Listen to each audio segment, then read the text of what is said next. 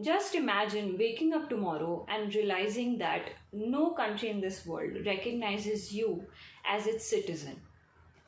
Then who are you? Are you a ghost? Are you an alien? Or probably a refugee? That is the question that is being faced by thousands of stateless people currently in Bangladesh, known as Rohingya refugees.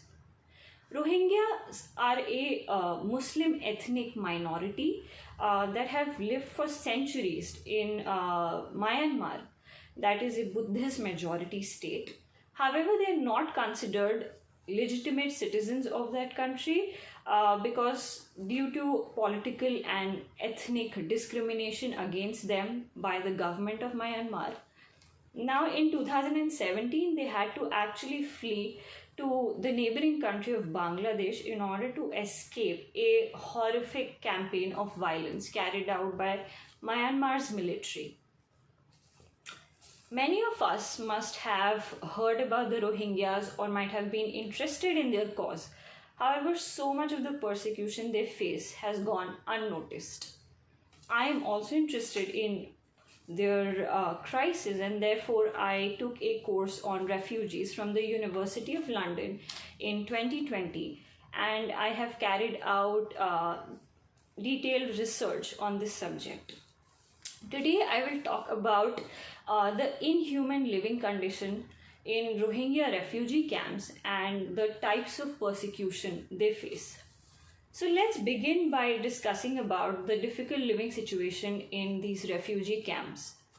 Now, the monsoon season in Bangladesh brings a tremendous risk of floods and disease faced by these refugees. Now, the monsoon in Bangladesh lasts for a very long period, from June to October, and is famous for bringing very devastating floods. Also, the refugees are situated in a region known as Cox's Bazar, which is a low-lying region on the southern coast of Bangladesh and is especially prone to devastating floods and landslides. So, in a 2021 report by UNHCR, uh, it was described how these refugees live in tremendously flimsy shelters made of bamboo that can be easily destroyed by these floods. Also, as of this year, 21,000 refugees have been killed, 13,000 have been displaced, and 3,800 shelters have been destroyed by these floods.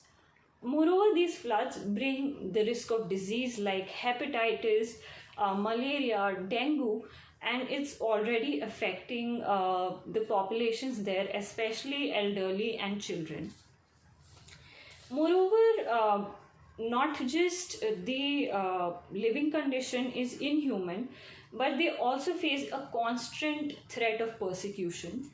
Rohingyas have faced and they still face different kinds of physical and mental atrocities.